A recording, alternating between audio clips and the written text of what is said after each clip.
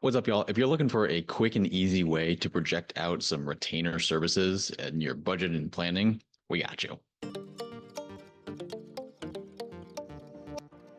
What's going on, everybody? I'm Jack Tompkins with Pineapple Consulting Firm, always trying to help the small business world become more data-driven. Today, we're being data-driven.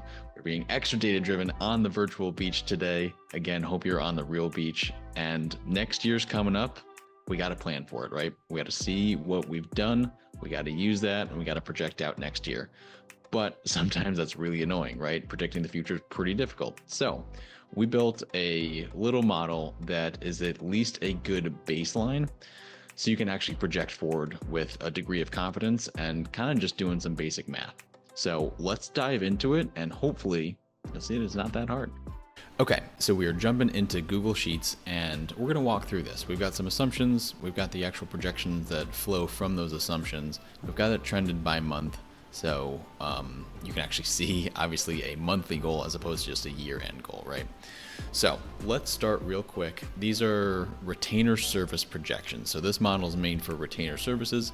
If you're a business coach and your clients have retainer services, or you want to project out your own retainer services, any sort of fractional work, we're fractional analysts, obviously. This model does work for us. Fractional CFOs use this too.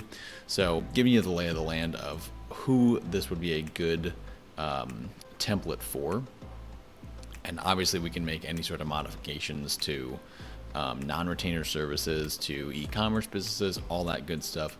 Just walk through this one so the logic is there for whatever projections we end up talking about. So let's start with assumptions. So in prior year, whatever the prior year was, in this case it was 2023, let's say you had an average monthly revenue for this retainer service of $37,450. And on average, you had 8.2 clients. It is okay to have 0.2 of a client. Obviously, in real life, you'll either have 8 or 9, but we're averaging. It's all right. And for projections, everything is an average. It's a best guess. We're literally trying to predict the future. It's not going to be perfect, but having 0.2 of a client is perfectly acceptable. So we do a little math here. C4 divided by C5, and we get that average new retainer client. If we signed one today and we use those rates, what would that look like? Boom. That is our new price that we would use. And we expect to lose some, right? Some revenue, maybe people downgrade packages, maybe we lose clients, whatever that is. Let's just say that we're going to lose 15% a month as a conservative estimate. So now what we're going to do is we're going to go into this projections area.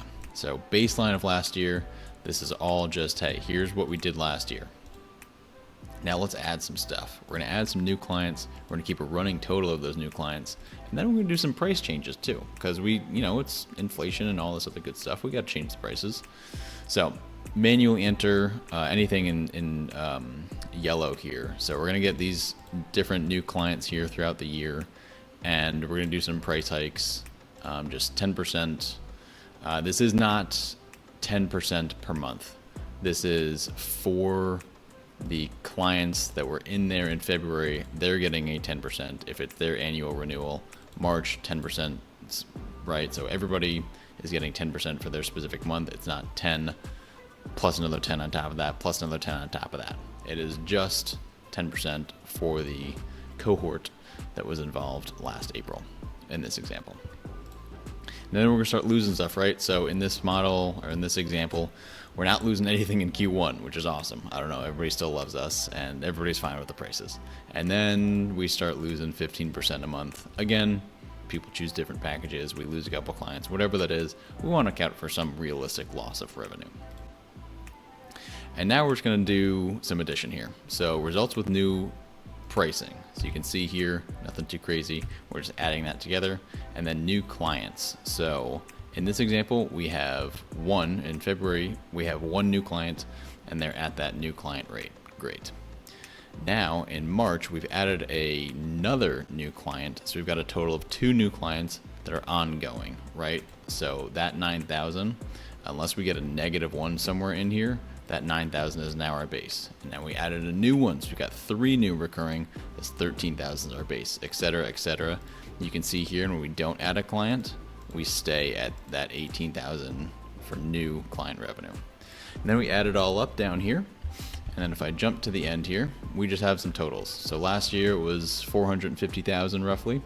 This year we're going to do 677,000. It's pretty good growth in this model, but this is an easy way to sort of think through what this looks like. We're starting here. We're going to add a couple things throughout the months, and then we want to keep that running total. We want to make sure that somebody who starts in February is paying us for the entire year. Factor in some losses, and then just kind of add everything up. It's nothing too crazy.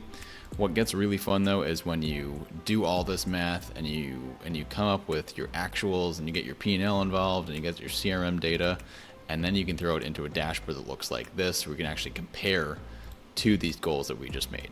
So sorry to interrupt. We just got a new product out there and wanted to tell you about it. If you use HubSpot and you're not thrilled about their reporting, nobody really is, use our dashboard.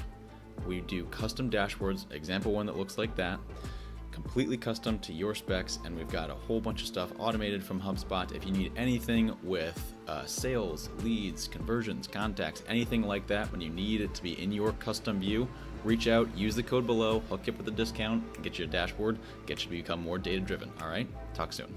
So build the goals first. Obviously you can do a whole lot more in here as well, and then put it into a dashboard so you can kind of monitor against it and make sure everything's going according to plan. So there we have it. Nothing too crazy, but does give you a really good baseline tool and at least way of thinking about projections and budgeting for this upcoming year. If you want something customized, want something more detailed, obviously feel free to reach out. We're more than happy to help.